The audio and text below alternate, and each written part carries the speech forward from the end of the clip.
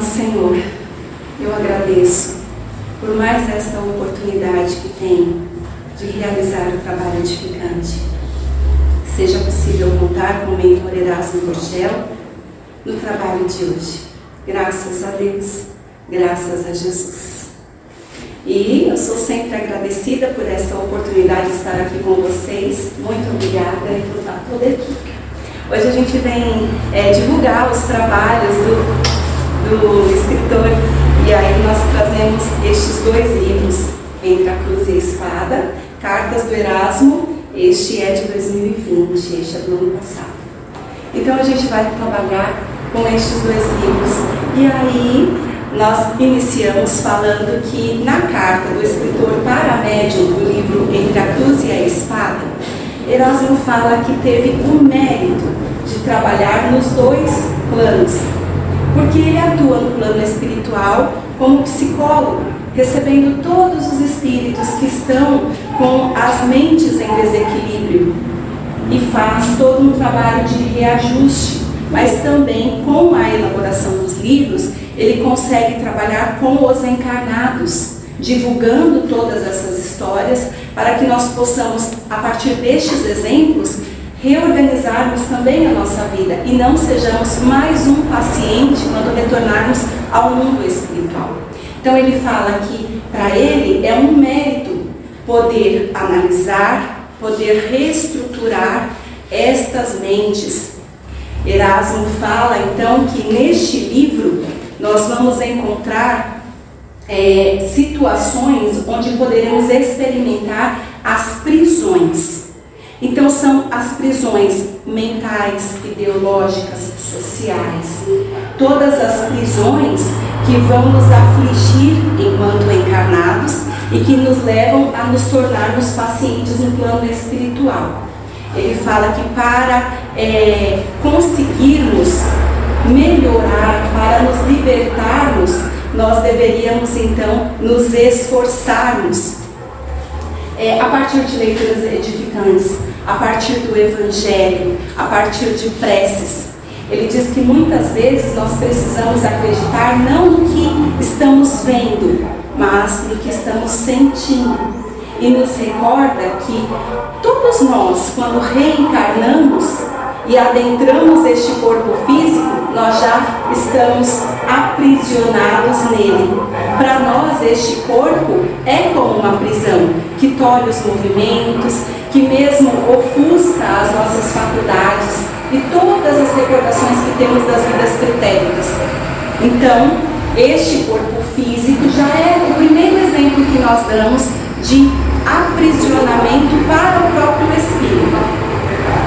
E aí Erasmo fala que o protagonista do livro, ele vivencia uma prisão. Mas qual será a prisão que o protagonista Teodoro vive? Será uma prisão de cela, um cárcere onde ele cometeu crime e ele está preso numa cela? Seria então uma prisão física, porque ele é um paciente e está acamado? Será que ele vive uma prisão social, num casamento ruim?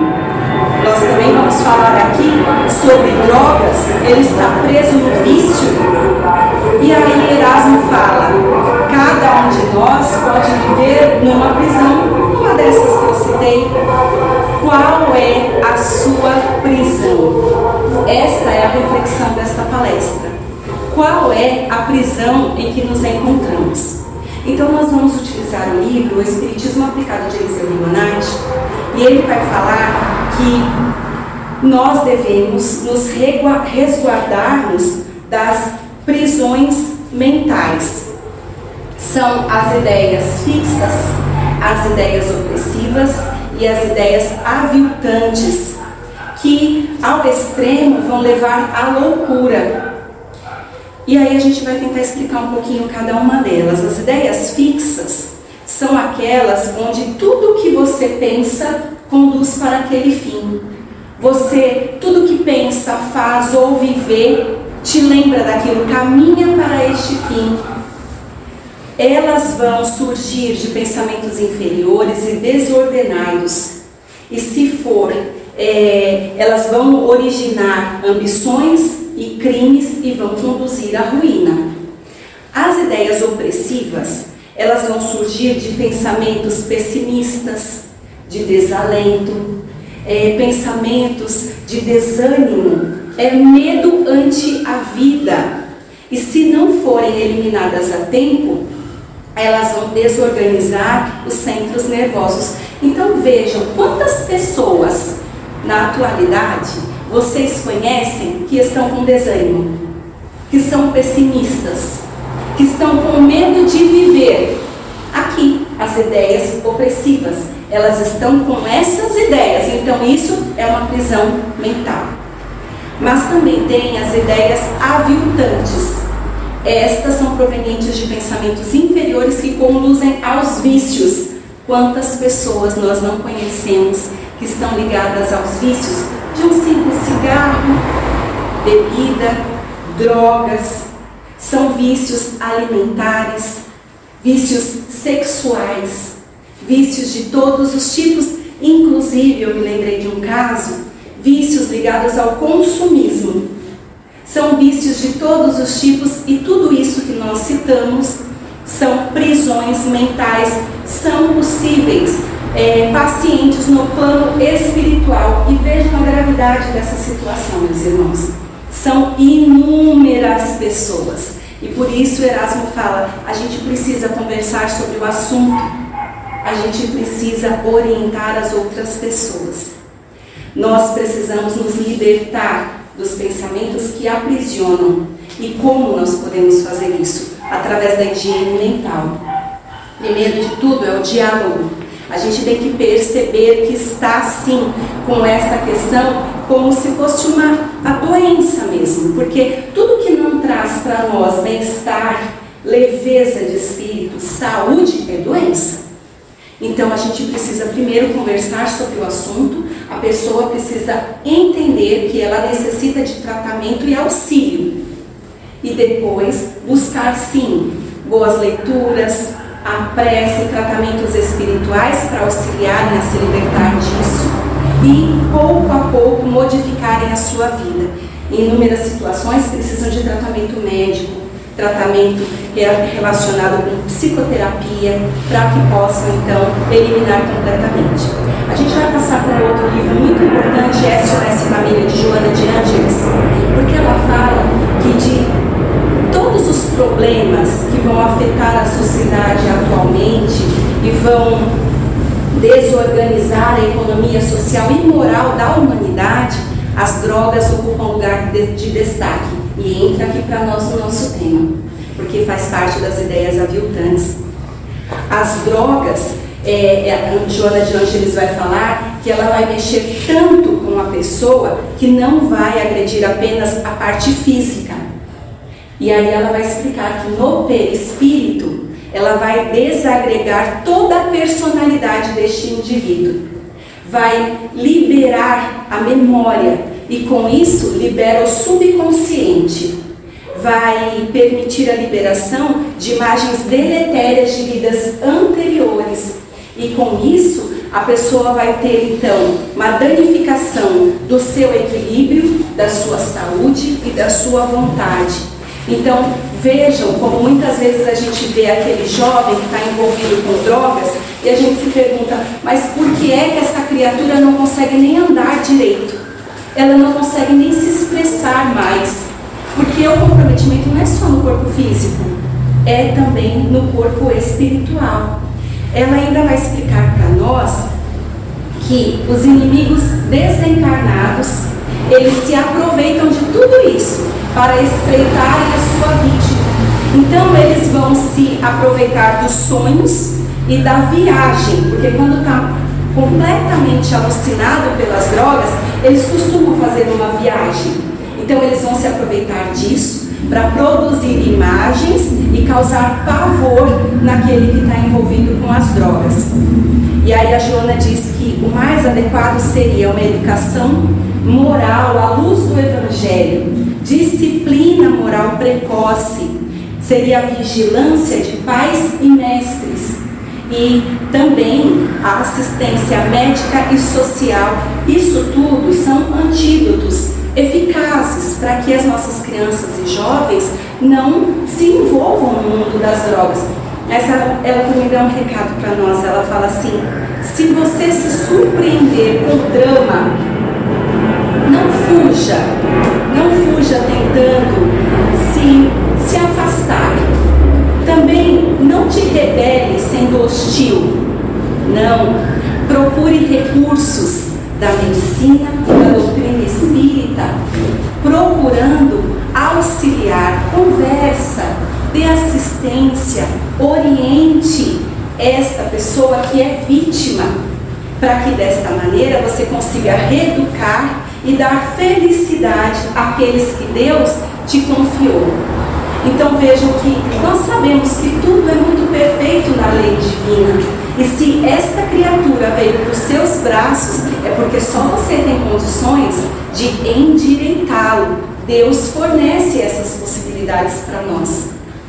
Aí no livro Entre a Cruz e a Espada, que nós estamos divulgando hoje, Erasmo fala que só aquele que está empenhado em fazer o bem, ele consegue sim se afastar de todos aqueles seres inferiores que se comprazem em fazer o mal.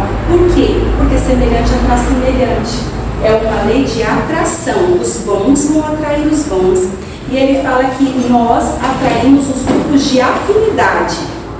Portanto, aqueles que gostam muito da leitura atrairão com certeza os irmãozinhos que também gostam de se deliciar com boas leituras.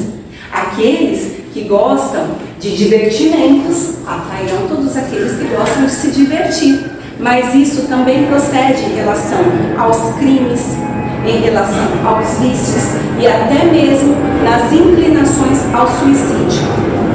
Erasmo, nesse livro, fala que quando aquele viciado desencarna em inúmeras situações, ele vai direto para o Vale dos Suicidas.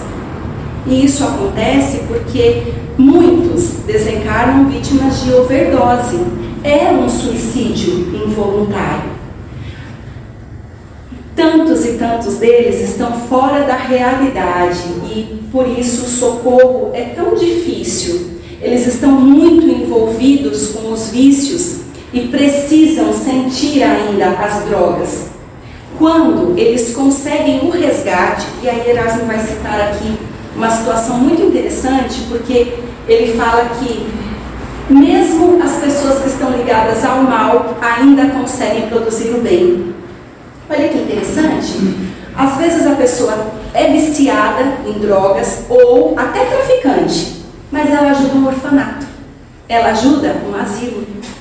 Então, estes atos, estes gestos de generosidade podem servir como concessão lá no plano espiritual para que ele possa receber o resgate, receber o auxílio. Falam que todos os nossos atos de bondade geram mérito. Tudo isso é contabilizado na lei e ele pode ser resgatado. Então vamos dizer que ele seja resgatado. Ele vai então para um local de auxílio. Ele vai precisar passar por desintoxicação.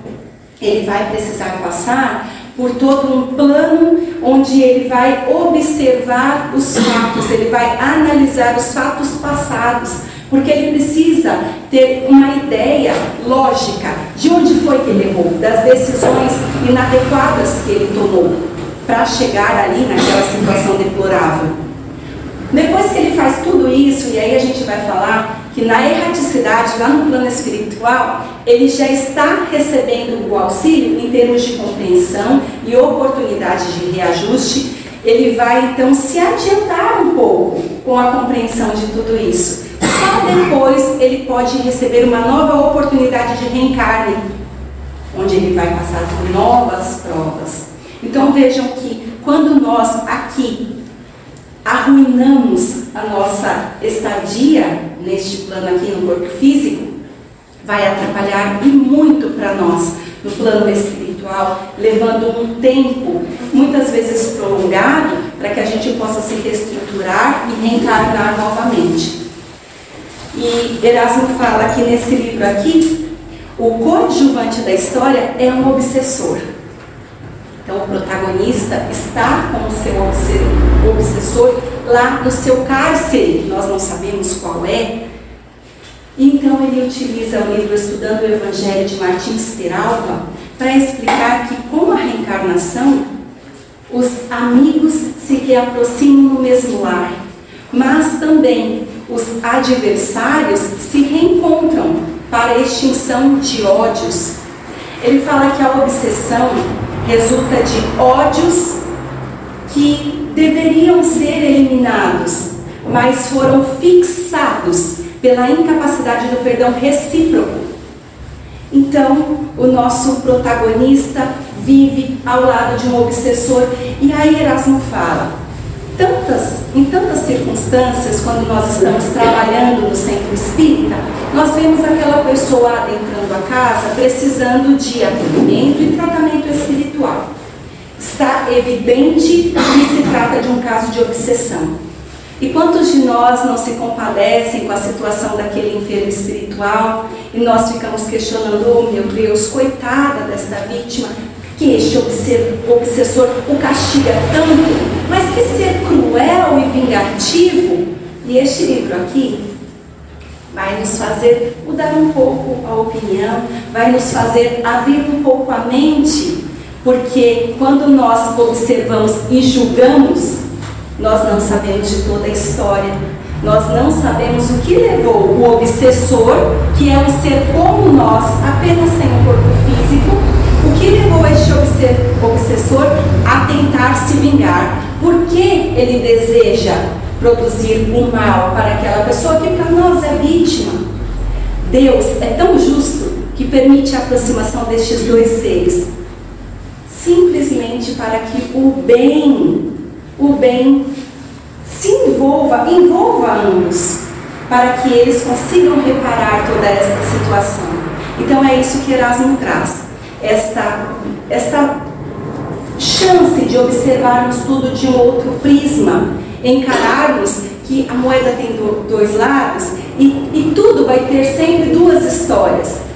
Não existe algoz e vítima. Existem pessoas que precisam se afinizar e se reajustarem. E Eliseu Rigonati fala que as leis são importantes para a proteção da família. As leis são importantes porque no coração humano ainda existe muito egoísmo. Os encarnados, eles se esquecem dos compromissos que foram traçados na espiritualidade. E, infelizmente, muitos não conseguem zelar pela integridade moral dos seus semelhantes. As leis, elas são importantes para os cônjuges, para os filhos, para os órfãos, enfim, para toda a estabilidade familiar. E Eliseu Rigonati fala que no ambiente familiar é imprescindível sacrifício, renúncia, luta enobrecedora. Tudo isso que eu estou falando para vocês tem a ver com a história em questão que Erasmo não me permite contar, mas a gente já vai ter uma ideia de que tem aqui um grupo familiar precisando de reajuste. E ele diz que todas essas circunstâncias em que a família se envolve é para que possa nascer o amor entre todos os integrantes, mas muitas vezes nesta família vem aquele ser que foi um inimigo do passado. E aí nós podemos compreender por que aquela mãe repele aquele filho, porque aquele pai não tolera aquele filho, porque existem brigas entre os irmãos. Só com a pluralidade das existências é que a gente consegue compreender tudo isso. No livro Entre a Cruz e a Espada, então, Erasmo vai falar sobre os diversos cárceres sociais. Sabe aquele casamento que a gente olha e fala assim, meu Deus, por que é que essa criatura ainda está casada com esse homem? Porque ela é espancada. Ela trabalha, ele gasta o dinheiro no vício. Ele rouba a esposa.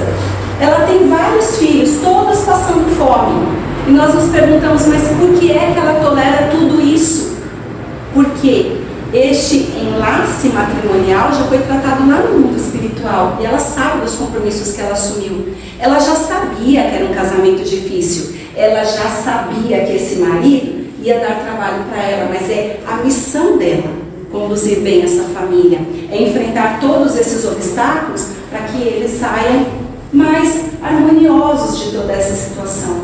Erasmo fala que nós somos responsáveis pelos sentimentos que despertamos nas outras pessoas. Eu já tenho falado isso em outras palestras. E uso o caso dos jovens para dar como exemplo. Tudo que as pessoas sentem por mim também é responsabilidade minha. Porque a forma como eu olho para vocês, a forma como eu expresso, isso vai estimular esse sentimento que eu estou recebendo. Portanto, nós somos responsáveis sim pela forma como a sua mãe te trata, como a forma como seu filho te olha, pela forma como a sua esposa te considera dentro do lar. Nós é que despertamos estes sentimentos. Erasmo vai abordar ainda a questão do orfanato. É outra prisão. Porque vejam, aquela criança que ou foi rejeitada pelos pais, está ali, ou então perdeu os pais, está ali. E ela fica à espera de uma família que possa retirá-la de lá e cuidar bem dela, dando afeto e todas as condições materiais para que ela seja uma pessoa decente, um cidadão bom nessa sociedade. Mas ela está ali, só resta aguardar. E aí nós olhamos também compadecidos para isso. Falamos, meu Deus, coitadinhas dessas crianças que estão ali sem pai e sem mãe. E Erasmo fala, não precisa ter dó, não precisa ter pena, porque Deus coloca cada um no lugar certinho. Nestes locais, além de todos os encarnados que devem cuidar delas, existem os desencarnados, cada um com seu espírito protetor, cada um deles tem o seu espírito guardião do grupo. Então tem um espírito responsável pelo grupo inteiro e cada um deles tem o seu espírito protetor. Mas ainda existem aquelas mãezinhas que desencarnaram e não puderam cuidar dos seus filhos, que ficam por ali zelando por eles. Mas também existem aqueles espíritos que querem o reajuste, que querem perturbar, que perseguem alguma das crianças. Aqui no livro nós temos diversos exemplos. Entre eles, eu vou citar um exemplo que é de uma menina que está ali no grupo e ela já é sabido, não vai ser adotada. Mas por quê? Em outras existências nasceu numa família que a amava muito e cuidava muito bem dela. Porém, ela, ambiciosa, arquitetou um plano, e vocês vão se recordar neste momento de uma situação que aconteceu aqui anos atrás. E, infelizmente, agrediu fisicamente seus pais, no livro O Irmão também, até arruinar com a sua vida. Então, ela, nesta encarnação, ela não vai ser adotada. Ela não tem direito de receber uma família que é justamente para valorizar os pais, o irmão, todos os laços consanguíneos que podem nos conduzir tão bem, dando afeto e dando toda a moralização que nós necessitamos para trilhar este caminho. Erasmo vai falar ainda dos asilos, outra situação que nos compadece.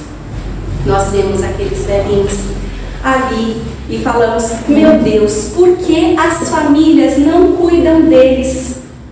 Por que ficam ali sem receber nenhuma visita? Eu atendi algumas senhoras nos asilos e eu me revoltava naquela época, porque eu falava assim, meu Deus, ela tem filhos, ela tem netos, eles não vêm visitar, não conversam, nada. E aquilo me irritava profundamente. E aí Erasmo fala que todos que estão ali por uma causa, ninguém foge da lei. E aí ele traz um exemplo também de uma mulher que tinha seus filhos, mas ela preferiu se entregar totalmente à sua carreira, com uma vida financeira boa. Esses filhos ficavam com babás. Esta mãe trabalhava e os filhos quase não haviam, portanto, não receberam o afeto da mãe. A mãe não cumpriu com a sua missão no lar. O tempo passou, as crianças se tornaram adultos, e quando ela já não estava conseguindo caminhar pela casa, eles, ao invés de cuidar dela, ou mesmo pagar pessoas para que cuidassem dela no lar, porque já estavam com uma vida financeira muito boa, preferiram colocá-la num asilo. Porque em conversa, eles diziam: mas nós nem conhecemos essa pessoa. Nós nem sabemos do que ela gosta, porque nós nunca tivemos contato com ela. Então eles colocam essa mãe no asilo e essa mãe compreende por que está lá. Porque para ela, eles também são estranhos. Então, o livro nos leva a pensar em tantas possibilidades onde tudo é certo nesta vida. As pessoas sofrem por um motivo, nós sim somos solidários a elas, mas não existe erro na lei. Tudo o que acontece é muito perfeito, simplesmente para nos depurarmos e adquirirmos a consciência mais justa de todas as coisas. Moradores de rua, vai falar também. Também é uma prisão social. Porque eles estão nas ruas sem alimentos, sem roupas adequadas. A pessoa quer procurar emprego? Que jeito, gente? Sem tomar banho, sem uma roupa adequada, com cabelo de qualquer forma. Será que é possível sair daquela situação, uma vez que já está lá, sem o apoio necessário? Difícil. E aí então ele fala: não pensem que não tem proteção. Além dos protetores, tem o zelador do grupo, o espírito que é responsável por todos aqueles que estão ali. No livro tem uma situação de um obsessor que quer entrar para prejudicar aquele que está na rua e o zelador não permite. Vejam que só vai acontecer se tiver mesmo uma necessidade de acontecer. A rua, ela traz ensinamentos importantíssimos que levam à reparação e à corrigenda de caráter, segundo Erasmo. Além disso, a gente tem que pensar que existem pessoas caridosas que formam grupos de assistência para os moradores de rua. Então, é tudo tão perfeito porque os moradores de rua recebem assistência e as pessoas que vão auxiliar também recebem ensinamentos e conseguem se harmonizar e se elevar a partir daquele trabalho de assistência. Eles ganham tantas coisas. Essas pessoas bondosas levam roupas, calçados, alimentos, afeto e fluidos, que os trabalhadores ali espirituais do local utilizam como energias salutares. Então, o livro leva ao despertar da nossa consciência enquanto leitores, para que nós possamos observar a sociedade, e não é para ficar de braços cruzados, não. Exatamente para que a gente consiga enxergar melhor, porque existem pessoas que são tão egoístas e ligadas apenas à própria vida, que passam pela rua, vem alguém jogado na calçada e não enxerga, não vê que está com frio, não vê que não viu ninguém ali, devido ao seu egoísmo. Então vai despertar, mas não com olhar de pena, não. Sabe que pode fazer a sua parte doando, sabe que pode fazer a sua parte auxiliando, mas não. Eu reclamava, com ele: ô Pai, Senhor, me perdoa, Senhor. Eu falava: mas por que, Senhor, acontece isso com este carente? E aí a gente vai entender que não precisa perguntar para Deus por que isso está acontecendo, porque existe a justiça divina. No livro No Invisível, Leon Denis fala para nós que o homem é para si mesmo um mistério. De si, ele não utiliza e nem conhece, senão a superfície. Ele fala que nós temos na nossa personalidade tantas faculdades, conhecimentos, recordações de vidas passadas que permanecem adormecidas. E fala ainda que energias e estas faculdades todas que estão ocultas, estão apagadas pelo nosso corpo físico. A alma se revela por seu pensamento e ato. Em outro livro do mesmo escritor, Leon Denis, ele fala lá no livro Programa do Ser, do Destino e do Amor. Ele fala então que o pensamento é criador, influencia nossos semelhantes para o bem ou para o mal. O homem utiliza o seu pensamento e ele atua gerando palavras e atos. Ele fala também que a partir dos nossos pensamentos nós podemos construir o edifício grandioso ou miserável de nossas vidas. E ainda explica que nós modelamos o nosso perispírito, a nossa alma, a partir dos nossos pensamentos, que criam imagens e formas que vão se imprimir no nosso corpo fluídico. E é por isso que no mundo espiritual todos podem ver o que nós pensamos e o que fizemos enquanto estivemos encarnados. Enfim, Leon Denis traz toda esta reflexão falando sobre o nosso pensamento e ainda fala que nós somos o que pensamos, mas poucos de nós sabem viver dos próprios pensamentos. Ué, mas se nós somos influenciados o tempo todo, nós somos influenciados pelo grupo de espíritos que atraímos para junto de nós, mas também somos influenciados pelos grupos de encarnados. Quantos de nós não está preso num grupo que determina todas as nossas ações? São filhos que devem ser médicos porque os pais querem. São meninas que ainda devem se casar com fulano de tal porque a família decidiu. Enfim, são tantas situações onde as pessoas nos influenciam a cometer atos falhos, mas também pessoas que nos influenciam a produzir o bem. Este escritor, Leon Denis, fala que nós deveríamos fiscalizar e disciplinar os nossos pensamentos para que pudéssemos pensar por nós mesmos. Eu, como médium, digo que é bem difícil pensar por si mesmo, mas é possível. Realmente a fiscalização e a disciplina dos pensamentos, ela é fundamental para que você saiba dominar o que você pensa e agir por sua própria conta. E isso é importante para que você seja um ser que articula e que realiza os atos a partir da sua própria consciência, do que você define como certo e errado. O livro Entre a Cruz e a Espada, então, é um livro sobre escolhas. Entre a cruz e a espada, entre o bem e o mal. A gente falou sobre livre-arbítrio, né, Sol? Então, é isso. É você decidir a sua vida a partir daquilo que você deseja.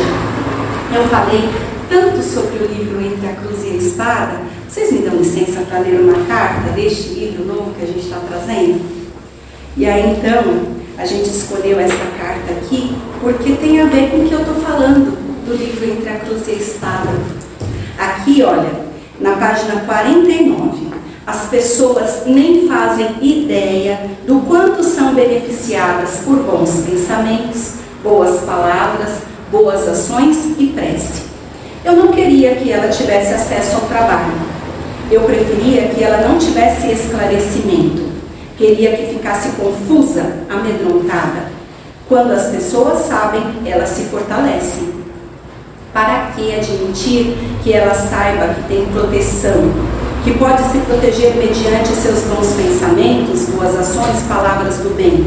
Se eu queria lhe causar mal, não poderia permitir que ela soubesse que o bem poderia afastá-la de mim. Então, fiz com que ela mandasse a moça embora, a mulher que falava o tempo todo desse Jesus. Ela que levava sempre uma solução para os problemas com tanto otimismo e fé, me irritava. Quando ela chegava, trazia sempre aquele sorriso, aquele abraço. Eu vi que saíram jatos do peito dela.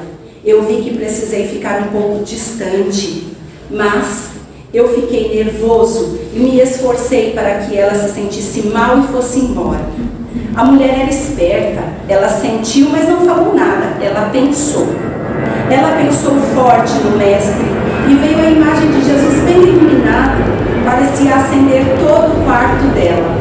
Elas riram, falaram sobre muitas coisas e eu tive que ficar de longe porque não consegui chegar pertinho para influenciar. Daí ela falou de mim. Minha esposa lembrou de mim com mágoa por tudo que eu havia feito. Eu quis chorar e a moça perguntou dos nossos bons momentos. Ela falou que todo mundo deve se concentrar em boas lembranças. Aí minha esposa lembrou bem forte do nosso casamento, do nascimento dos nossos 4 filhos. E foi tão forte que eu vi as cenas bem na minha frente. Eu revivi tudo de bom que vivemos juntos e eu senti saudade. Era como se eu desejasse voltar no tempo e deixei meu escudo cair. A moça falou bem de mim. Ela me defendeu e disse que eu merecia orações. Ela foi embora e depois de algum tempo lá estava eu fazendo minha mulher sofrer de novo. Aí eu percebi que a moça influenciava a Madalena. Eu não queria perder a força que eu tinha sobre ela. Eu precisava que ela sentisse a dor do meu padecimento. Impedi que a mulher voltasse para cuidar da Madalena, porque eu não queria que ela se desvencilhasse de mim. Eu não contava que ela ia ficar orando. De longe, ela orava pensando na Madalena, e quando eu percebi a imagem de Jesus estava lá em casa, eu gostava porque me sentia mais tranquilo, em paz. Foi assim por longos dias, até que a dona G se aproximou e me ofereceu ajuda. Eu já estava cansado de ficar lá sentindo dor e aceitei o socorro. Depois que eu resolvi vir para cá, ela melhorou totalmente e eu estou bem melhor. As pessoas nem fazem ideia do quanto são beneficiadas por bons pensamentos, boas palavras, boas ações e prece. Graças a Deus. Então é isso. Este é o nosso trabalho que eu trago para todos que desejarem aceitar estas informações. Eu agradeço por vocês terem me ouvido na manhã de hoje. Para que possamos finalizar, eu peço licença para fazer uma pequena prece. Amado Pai, eu sou imensamente agradecida pelo trabalho em questão.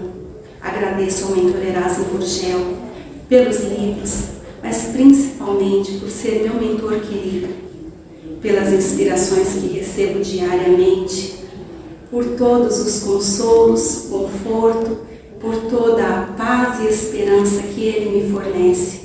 Amado Senhor, eu sei e sinto o quanto o Senhor nos ama e só agradeço por todas as ocasiões que temos de interagir uns com os outros e de receber os seus esclarecimentos. Obrigada, Erasmo, mais uma vez. Graças a Deus, graças a Jesus. Muito obrigada a todos por essa oportunidade.